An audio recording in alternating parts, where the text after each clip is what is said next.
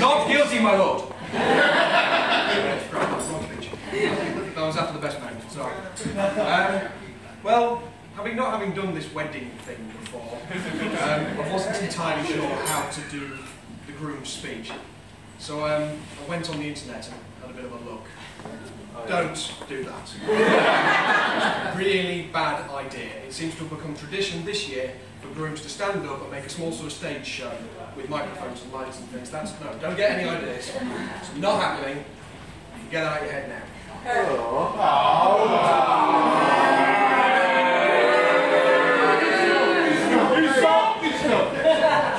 What I did find was a small paragraph that told me what I had to do, what the groom's speech needed to come there to do. And if you could all take sort of a bit of note from this, all the guests are there because of you, and they'll be willing you to do more so than the other two speakers. Please remember this, it'll help us get through.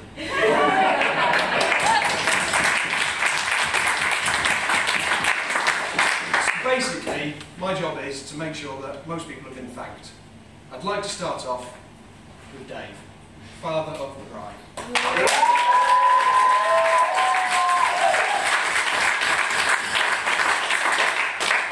I'd like to thank you for number one, giving us Vicky. You played parts of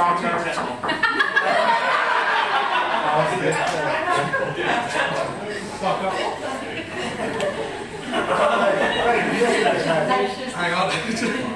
I'd also like to thank you for helping plan the wedding and, most importantly, for paying.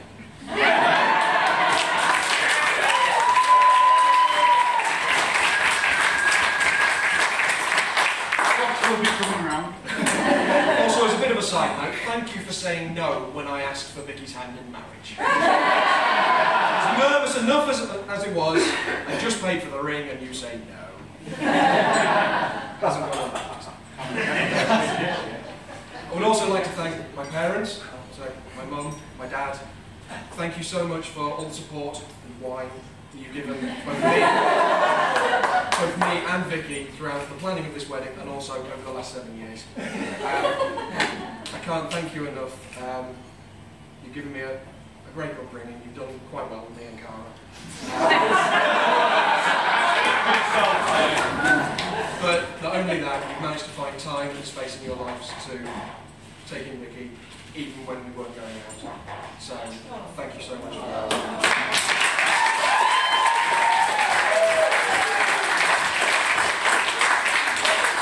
I'd also like to mention that it's been a very special year for my mum and dad this year.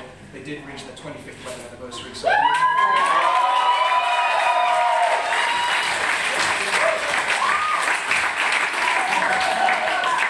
next up, the bridesmaids. Start off with Cara. Thank you so much for agreeing to be Vicky's chief bridesmaid. I know it was a poison chalice, but I personally can't. Sorry. Just realised you were there. I personally can't think of anyone else who could have picked up the baton better than you. The fact that both you and Vicky refer to each other as sisters just is testament to how much you love each other and how weird this has become. It is Lincolnshire.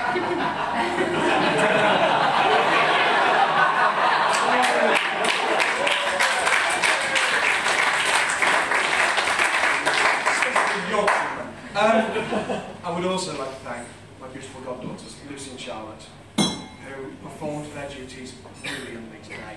It wouldn't have been our wedding without you, so thank you very much, girls.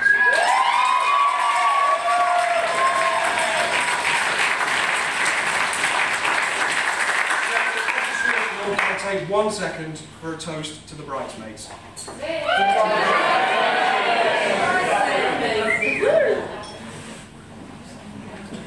There are a couple of other people that I need to thank. Order.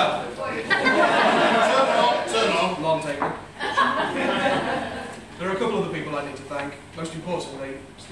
Caroline. You have been a great help in the planning of this wedding. Thank you so much. From the small things like cutting out the confetti, and Steve manfully baking those wonderful cakes that are icing there. Thank you so much.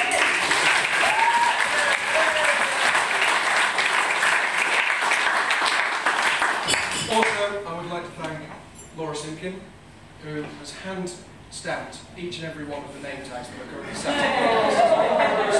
So it was a labour of love. If you like what you see, she does run a little business called Laura's Loft. So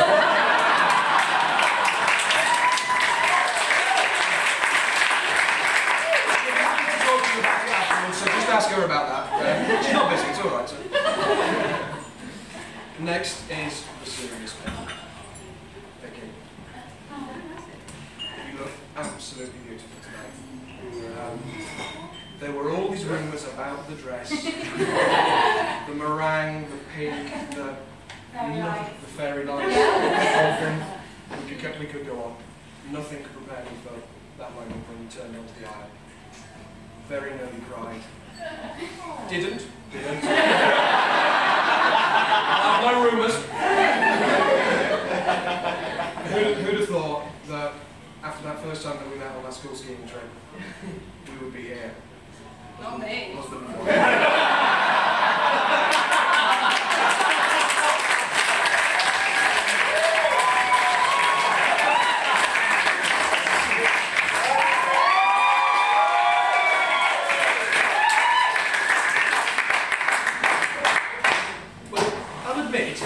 quickest.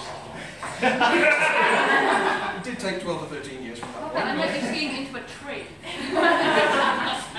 I was going to skip this part. I can carry on if you like. Carry on. Together we've made it through separate universities. We moved down south. We found jobs. We changed jobs. We made new friends.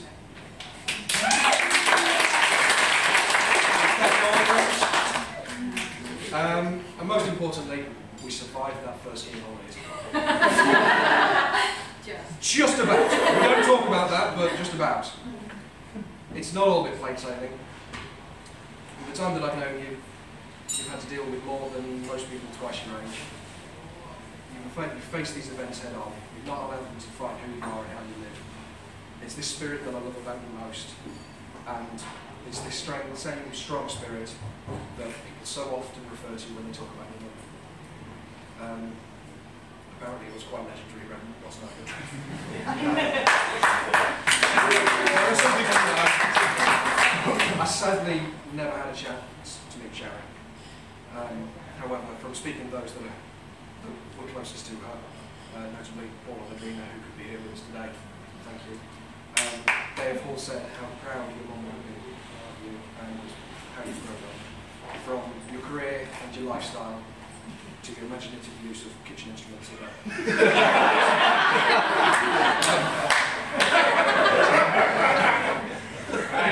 Dave already touched on this in his speech, but can I take this moment? There are some other people that, for the will of the world, would have been here with us.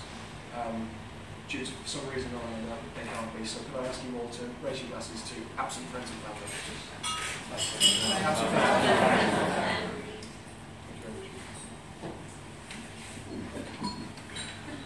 Well, now that I've suitably dampened that, we move on to the A team of groomsmen. The best you can get. No, sorry, no. A team of groomsmen, the best we could get.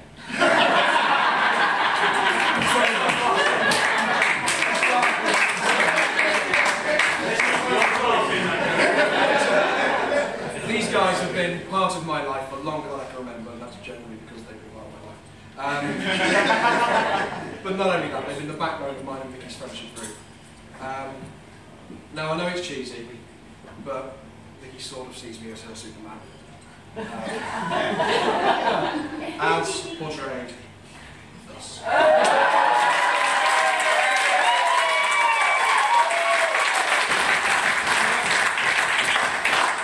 However magnificent and easy I make life look in general.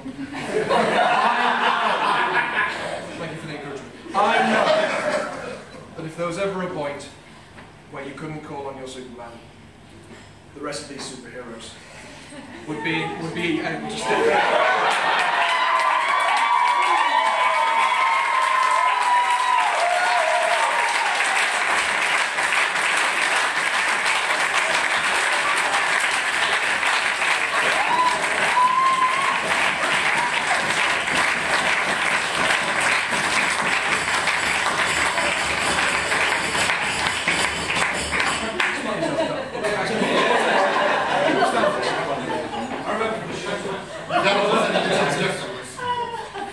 I'd like to bring this to an end by talking about the next speech that you're going to hear. I will prepare you. I thought it would be a public decency, I have to tell you.